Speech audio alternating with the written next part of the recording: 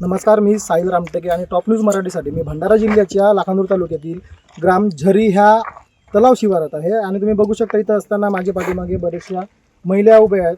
ह्या महिला इथं फिरायसाठी नाही तर थेट आपल्या न्यायासाठी उभ्या आहेत. यांचं म्हणणं असं आहे की हा जो झरी तलाव आहे हा तलाव यांचा मालकी हक्काचा आहे. यांचा संघर्ष गेल्या काही भरपूर वर्षापासून सुरू आहे. आज हा झरी तलाव दुसऱ्या कुठेतरी गावांना पाणी देण्याचा निर्धार करून हा झरी तलाव आज सुटणार होता, इथला पाणी सुटणार होता. मात्र ह्याच मागणीला घेऊन की हा झरी तलाव फक्त आमचाच आहे म्हणून हे झरीवासी सर्व ह्या ठिकाणी जमलेले आहेत. त्यांची एकच स्पष्ट मागणी आहे की हा तलाव फक्त आमचा आहे आणि याचा पाणी फक्त आम्हालाच मिळावा.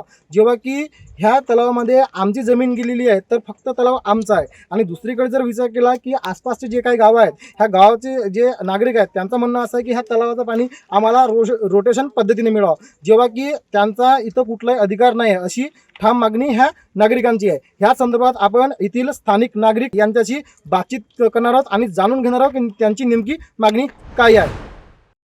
मी संगीता प्रफुल्ल मडावी या गावची रहिवासी आहे. अच्छा, आज तुम्ही इथं जमलेले आहात सर्व महिला, कशासाठी जमले आहात? आम्हाला आमचा अधिकार मिळाला पाहिजे पाण्याचा, काय पत्रकाद्वारे. अच्छा, तुमचा काय अधिकार आहे, काय तुमचं म्हणणं आहे? आमचा अधिकार म्हणजे पाण्यावर आहे. आमच्या गावची शेती बुडाली आहे म्हणून आमचा अधिकार जास्त आहे. 33% पाणी आम्हाला मिळालंच पाहिजे.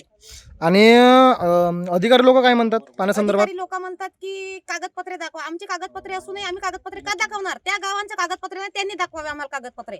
तुमच्याकडे त्यांना म्हणावे का तुम्ही कागदपत्र आणावे, मग नंतर आमच्या सोबत बोलावे. कारण की आमचं कागदपत्र पूर्ण आहेत. निस्तार पत्रकावर बघावा आणि म्हणावा का तुमचा काही अधिकार नाही म्हणून. निस्तार पत्रावर डायरेक्ट लिहिलं आहे की ज्या गावची जमीन त्याच गावचा अधिकार असं लिहिलंच आहे. म्हणून त्यांनी कागदाकडे लक्ष द्यावे.